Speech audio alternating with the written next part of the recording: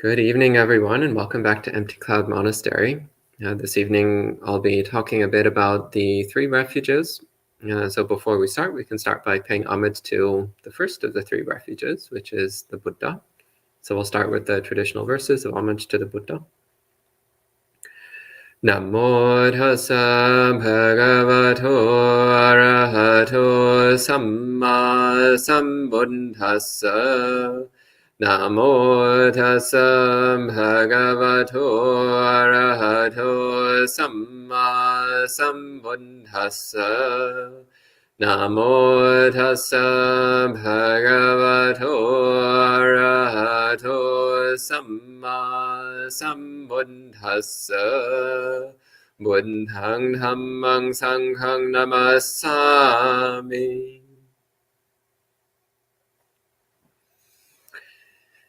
So as mentioned, this evening I'll be saying a little bit about the three refuges. This is a very important topic because this is the essence of what it means to be Buddhist. So throughout Buddhist history, the basic definition of a Buddhist is someone who has taken the three refuges. And in fact, in the time of the Buddha even, so we see this in countless suttas. When someone decides to become a Buddhist, to become a sincere follower of the Buddhist teachings, then the first thing they do is they recite the three refuges. So they say, I go for refuge to the Buddha, the Dhamma, and the Sangha. This also then is a central element of, for lay people, taking the 5 precepts. That always starts with the 3 refuges. Or the 8 precepts, again, always starts with the 3 refuges. And also with each form of ordination. So the novice ordination, so samanera, samaneri, also starts with the 3 refuges. And the full ordination, bhikkhu, bhikkhuni, again, one normally starts by reciting the 3 refuges. So this is a central component of what it means to be Buddhist. In fact, I remember an occasion a few years ago where we had a large group of people from many different Buddhist countries. And the question came up of what defines a Buddhist? What makes a person eligible to be called a Buddhist? And the Westerners present all had their own opinions and ideas about what defines a person as a Buddhist.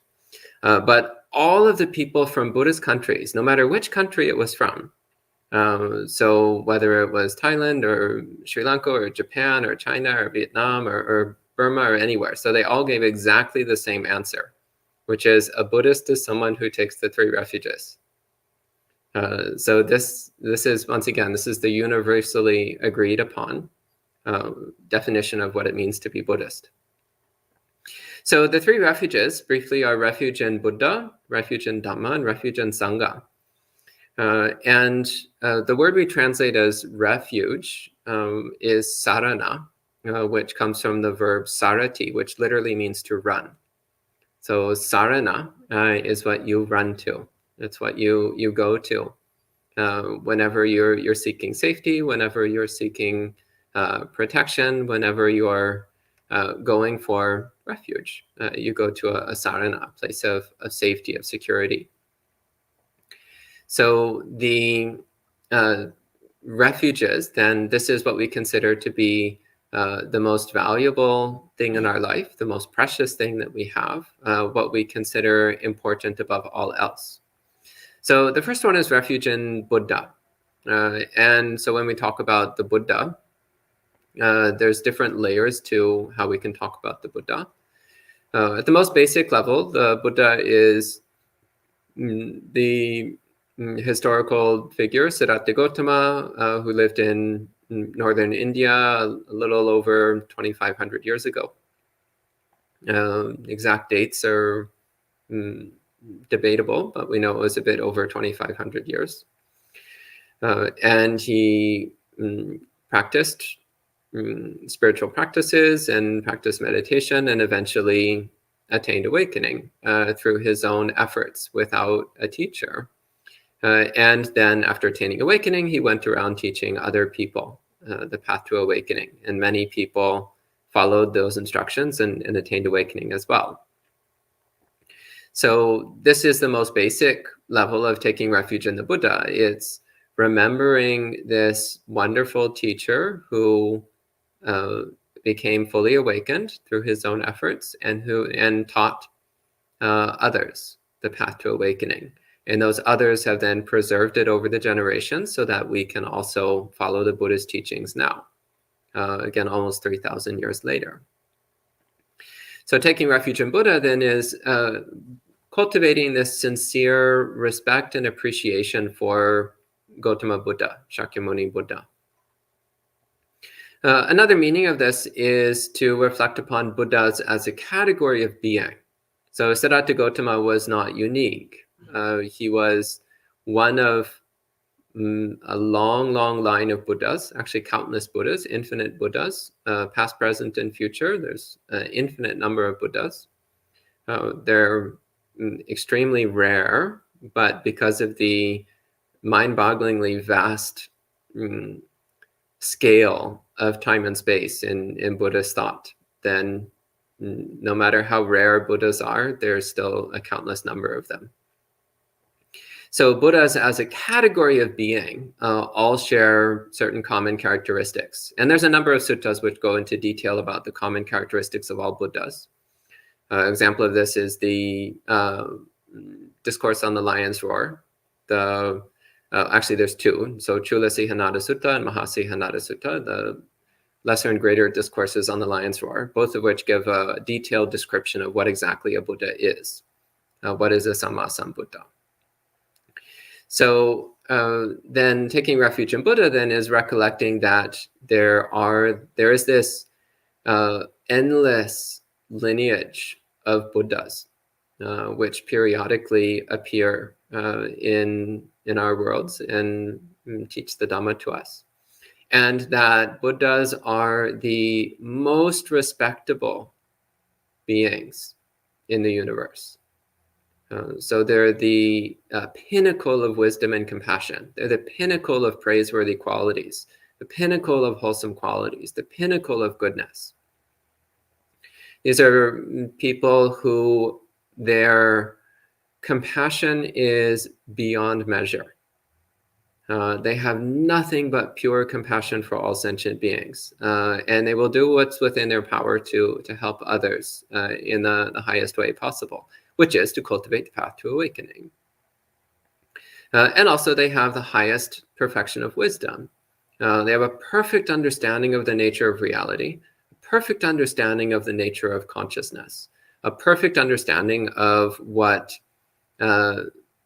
hinders the mind from realizing awakening, and a perfect understanding of what we can do in order to remove those hindrances so that we can also, all of us can attain awakening. So this also is an element of taking refuge in Buddha. It's recognizing the perfection of wisdom and compassion, the perfection of praiseworthy, wholesome qualities that a Sammasambuddha represents. And taking refuge in Buddha also is reflecting upon our own capacity to cultivate that same perfection. So Buddha is not an unattainable or unreachable goal. It's not a separate being which we can't access, but rather a Buddha is a state of being which is accessible to literally every single sentient being. So some of us are farther from that goal and some of us are closer to that goal, but the distance doesn't matter. What matters is that every single sentient being has the ability to develop exactly the same wisdom and compassion as the Buddhas. Every single sentient being can become fully enlightened. So this is another very important aspect of taking refuge in Buddha. It's also finding solace and comfort and security in the fact that every single one of us, including ourselves, can become fully enlightened. Every single one of us can become a Buddha, can become fully awakened. So this is another element of taking refuge. It's also taking comfort and solace in these three refuges. So the second one is refuge in Dhamma. So Dhamma, in its most basic meaning, Dhamma means the teachings of the Buddhas. So the teachings which lead to awakening, the teachings which describe the practices and perspectives that we need to cultivate if we wish to attain awakening, just as the Buddhas do. And there's many ways of summarizing the Dhamma. And one of the simplest ways of summarizing the Dhamma is sila, which is wholesome habits, wholesome behaviors, virtuous conduct. And the essence of sila is kindness. So to not harm any sentient being and to try to help every sentient being that we influence. And the second major practice is samadhi. So learning how to control the mind, to unify the mind, to stabilize the mind. And the third training is panya, which is wisdom, insight. So learning how to see reality as it actually is.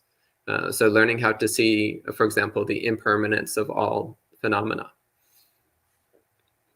So taking refuge in Dhamma means recognizing that the most important body of knowledge in the world is the teachings of the Buddhas. And the most important body of knowledge to study and understand is the teachings of the Buddhas. So more important than anything else.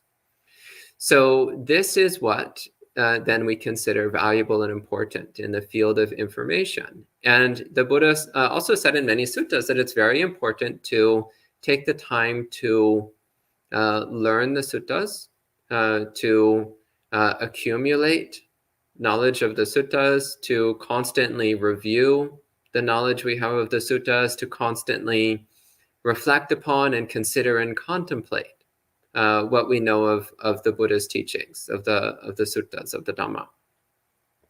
Again, this is the most precious body of knowledge that we have. It's what we find solace in, what we find comfort in, what we find genuine safety in, what we consider to be more valuable than anything else, because it leads to the highest goal. So the Dhamma, when properly understood and practiced, leads to complete awakening. So this is by far the most important body of information that we can have access to. So that's one definition of the word Dhamma. Another meaning of the word Dhamma is Dhamma can mean things as they are. So Dhamma can mean truth, the way things are. So taking refuge in Dhamma then also means that our highest commitment is to truth. So not to fabricating a comfortable daydream, not to manufacturing a illusion of progress, but to an actual understanding of the genuine nature of reality. And this means accepting the possibility that reality may be different from what we think it is, and it may be different from what we want it to be. So in cultivating refuge in the Dhamma, there also needs to be a willingness to let go of all of our opinions if we find out that they are in contradiction to the Dhamma. An example of this is that before my Buddhist studies had advanced, before I became Buddhist, and also for the first few years or so before I was really deeply into studying the suttas, one of my highly cherished opinions was the belief that nothing is impossible. So I had this firm belief, nothing is impossible, anything is possible. And then one day I was reading through the suttas and I came across some suttas where the Buddha actually directly says there are things which are possible and things which are impossible. And one of the characteristics of a Buddha is that a Buddha knows what's possible and what's impossible. And that moment I was like, oh, ouch. I have to let go of that deeply cherished viewpoint that I've been holding on to so many years. That deeply cherished belief, that opinion, which I had come to and adored and valued and treasured. And now I've just discovered that it is not in line with the Dhamma. So it has to go. And in that moment, I dropped that viewpoint and realigned my mind to be more closely in line with the Buddhist teachings. So for me, that was a pivotal moment.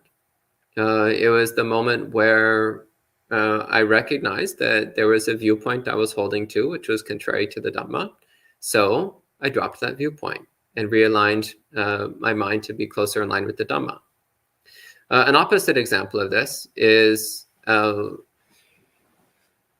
know a case of a person who became convinced that they were fully enlightened. And then in the course of studying the suttas, they realized that the description of enlightenment in the suttas did not match their experience. So for example, in the suttas, it says that a person who's fully enlightened has no more sexual desire. But this person was convinced that they were fully enlightened, yet they still had sexual desire. So therefore, they concluded the suttas must be wrong. And instead, they held on to their previous opinions. So their opinion of being fully enlightened and their opinion that enlightened beings can still have sexual desire. So this is an example of the opposite mistake, where we take refuge in our own opinions rather than taking refuge in the Dhamma. And this is very dangerous. And this actually happens even among people who are very sincere Buddhists. And this is because our self-identity is often very strongly connected to our opinions and viewpoints and beliefs. And even when we encounter things in the Buddha's teachings that contradict our personal opinions, if our self-attachment is stronger than our attachment to the Dhamma, then there's a good chance that we're going to prioritize our own opinions over the Buddha's teachings. So when that happens, it's important to point it out to ourselves, to be honest with ourselves that we're holding on to a viewpoint which directly contradicts the Buddha. And ask ourselves if that's really worth it, if it's really worth holding on to an opinion which is contrary to the Buddha's teachings.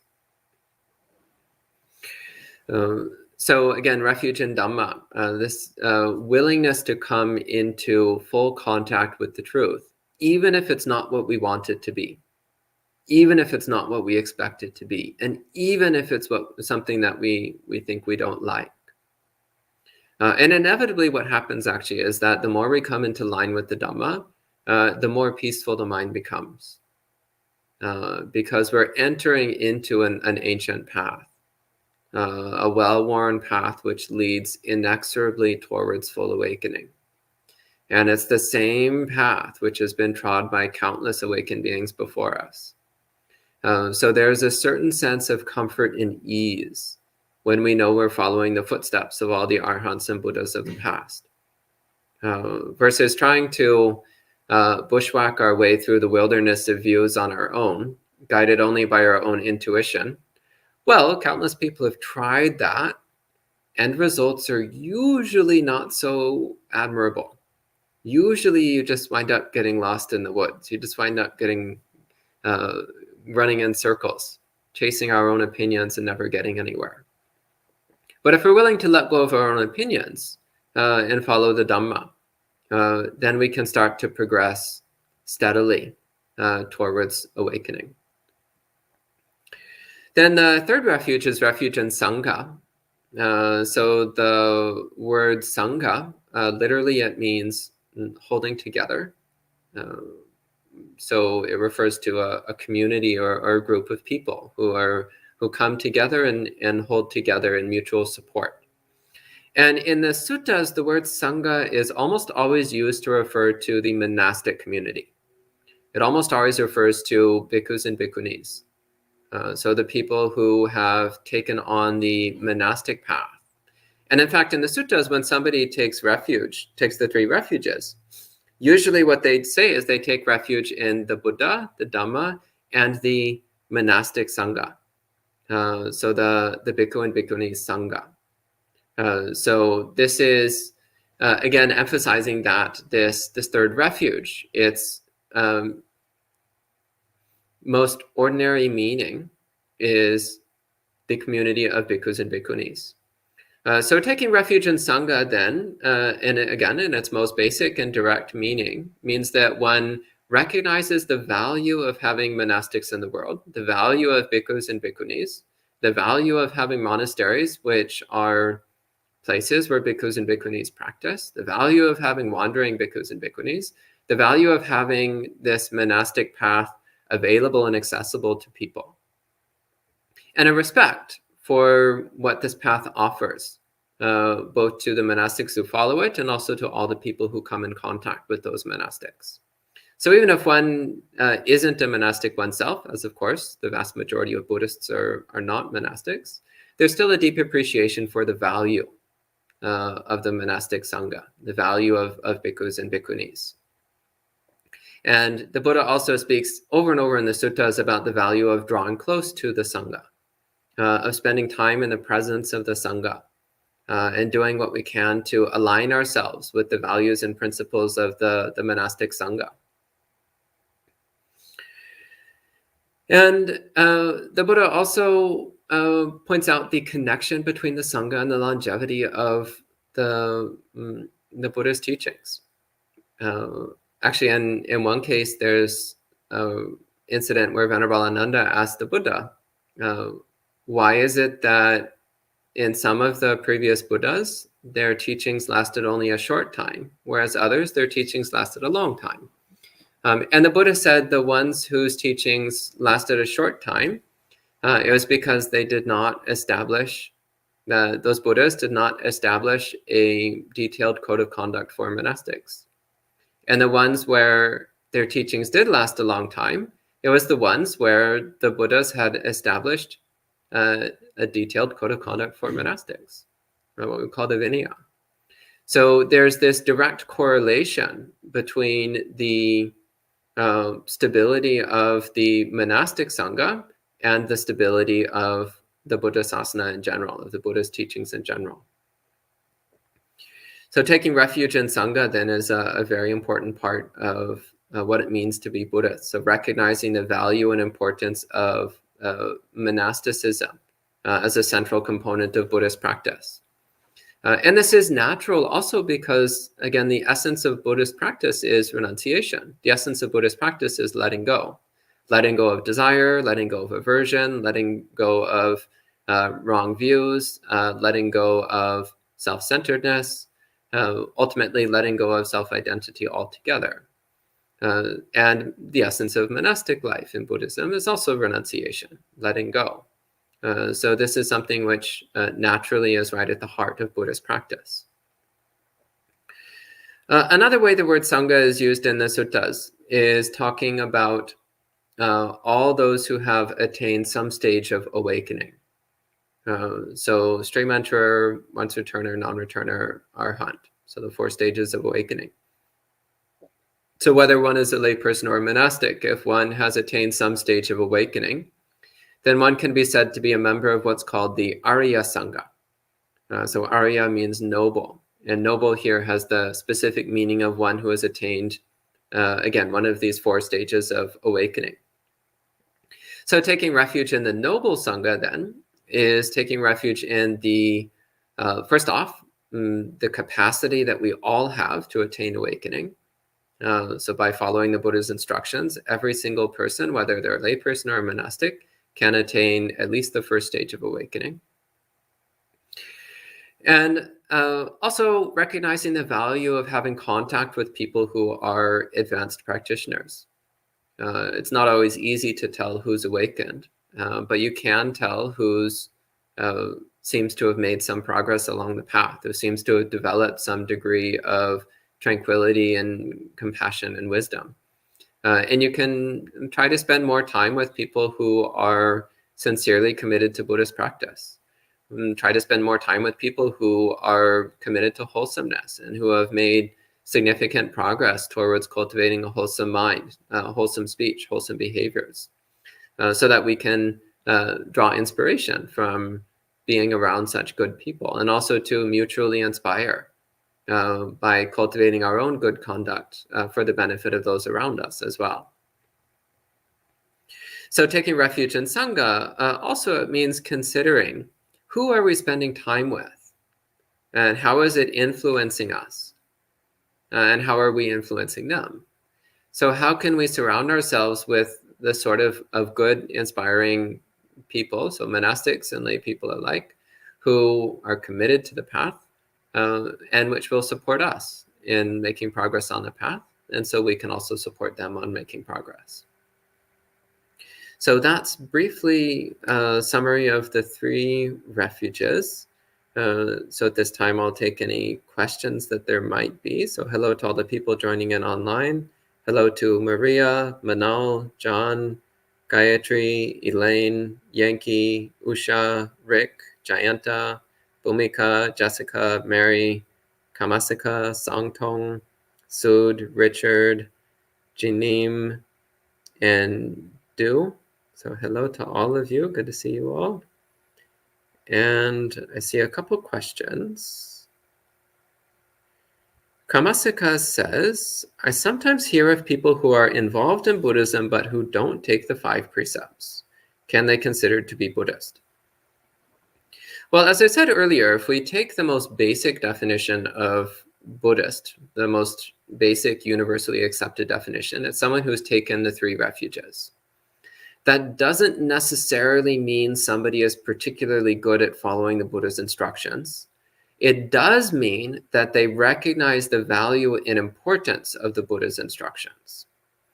So there's actually quite a lot of Buddhist people who have sincerely taken the 3 refuges, but they do have a difficult time with following 1 or more of the 5 precepts.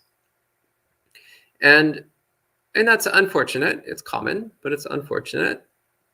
But as long as that person has the aspiration to follow the Dhamma, then they can still properly be called a Buddhist. So someone, for example, who right now they're only following 3 or 4 of the 5 precepts, well, that's still pretty good, actually. 4 precepts is much better than 0. Even 3 precepts is much better than 0. Even 1 precept is better than 0. So optimally, every layperson should take all 5 precepts seriously and follow them devotedly. But even following just a few of them is much better than not following any at all. So do we wish that they would practice the 5 precepts completely? Of course we wish that. But I think it's still proper if someone has taken the 3 refuges and there's the aspiration to try to follow the Dhamma, then we shouldn't get too hung up on the fact that they're not perfect yet. As long as there's the aspiration to improve, then we can respect that.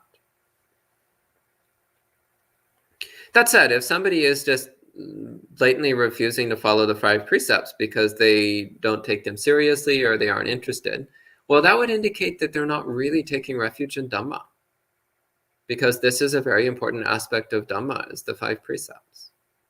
So if somebody is not taking refuge in Dhamma seriously, then you can actually question whether or not it's proper to call them Buddhist.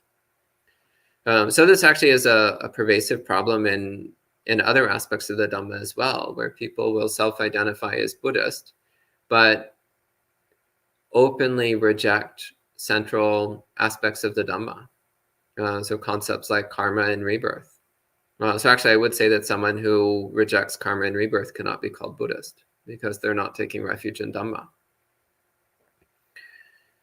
So yeah, with the 5 precepts, as long as somebody recognizes that the 5 precepts are an important part of Dhamma, and there's the aspiration to try to get better at following them, then I think we can still call them Buddhist.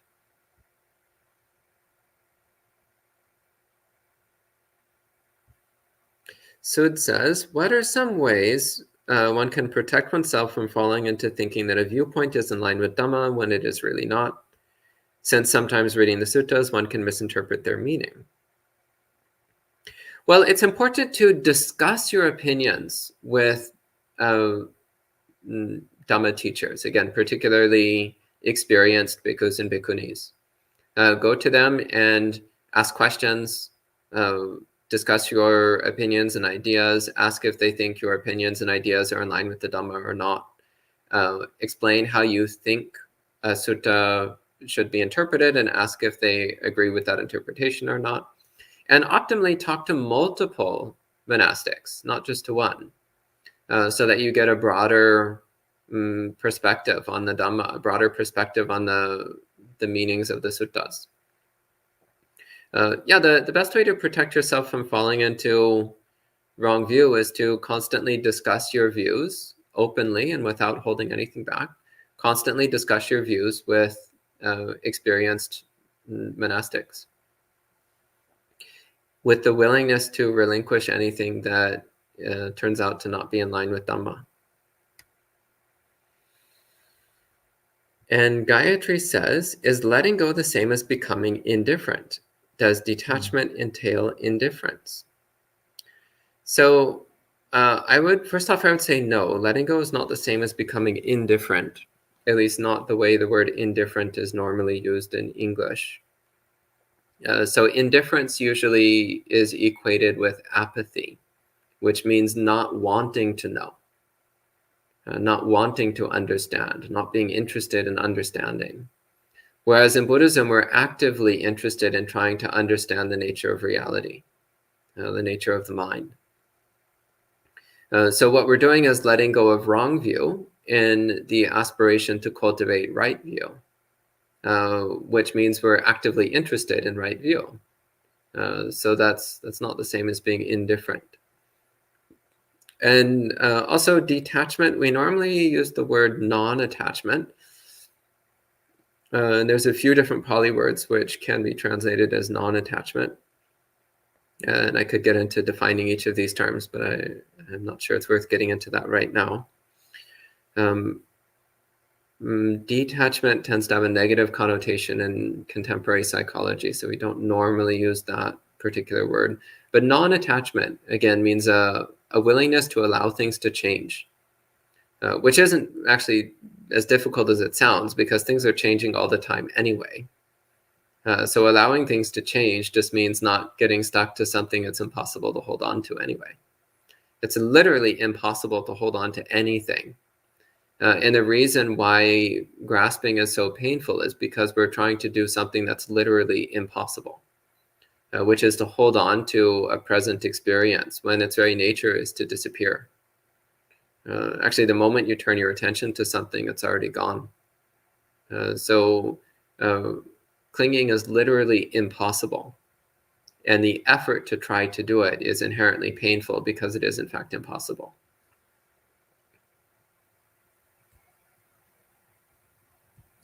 And Amaranta says, if there are not Buddhist people around us, can we cultivate friendship with people who have similar values? I'm a teacher and I use my energy in teaching and spend some time with parents. So, well, optimally seek out Buddhist people to associate with if you can. See if you can find any in your area.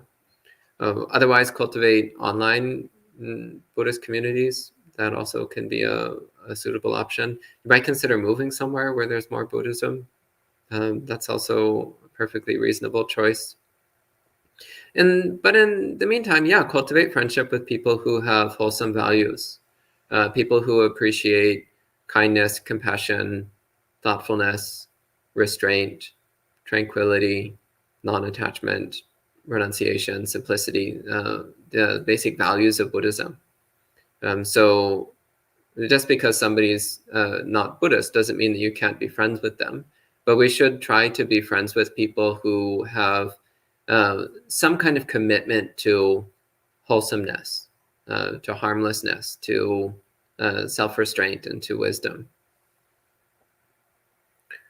That's the last question online. Anything from the monastery residents? No? Okay. So I think we can go ahead and end at this time with 3 sadhus. Sadhu, sadhu, sadhu. And we'll see you next time.